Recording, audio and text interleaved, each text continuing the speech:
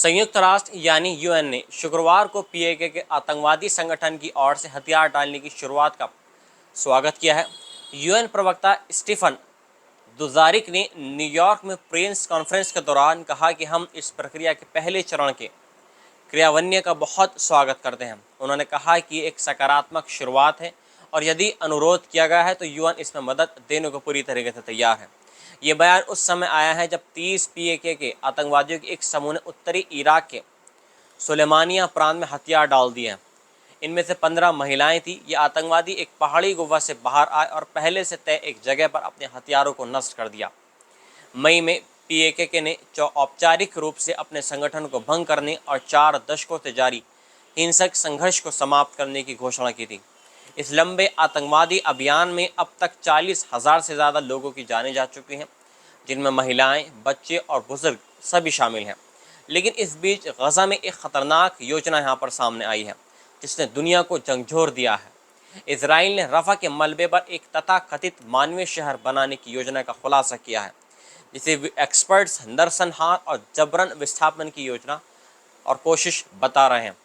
Israeli रक्षा मंत्री Israel kites ने इस योजना को सार्वजनिक करते हुए बताया कि शुरुआत में 6 लाख फिलिस्तीनियों को एक बाढ़ से घिरे इलाके में भेजा जाएगा, जहां उनकी सघन जांच होगी और उन्हें बाहर जाने की बिल्कुल भी इजाज़त नहीं होगी।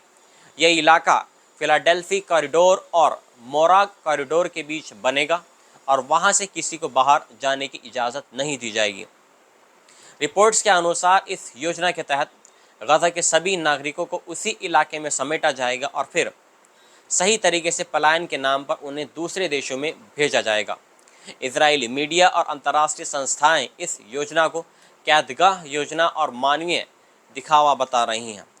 संयुक्त राष्ट्र फिलिस्तीनी शरणार्थी एजेंसी यानी UNRWA ने इस योजना को पूरी तरह नकारते हुए कहा कि उसमें कुछ भी मानवीय नहीं है। UNRWA की संचार निदेशक तमारा अल रिफाई ने कहा कि हाँ, यह एक खुली जेल होगी जिसमें लोगों को जबरन ठूसा जाएगा। उन्होंने कहा कि गजा पहले ही दुनिया की सबसे बड़ी खुली एक जेल है और अब यह दुनिया की सबसे बड़ी भीड़ भाड़ वाली नज़रबंद कॉलोनी बनने जा रही है। इस बीच गजा में ईंधन संकट और गहराता जा रहा है।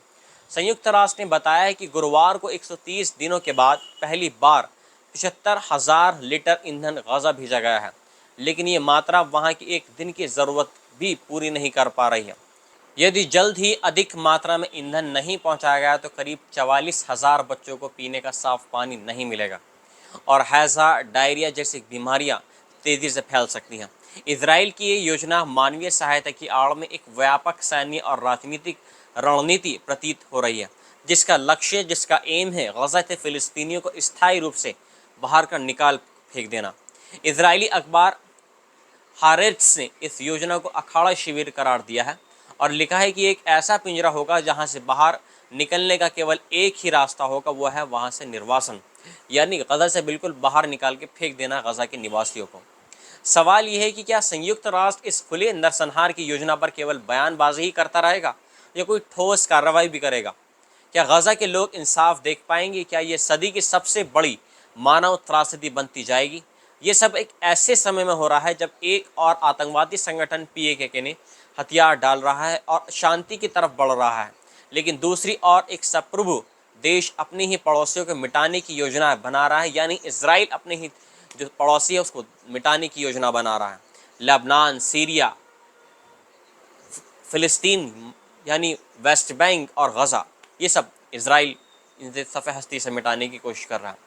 दुनिया किसे आतंकवादी कहेगी, इजराइल को या पीएके के जिसने हथियार डाल दिए हैं?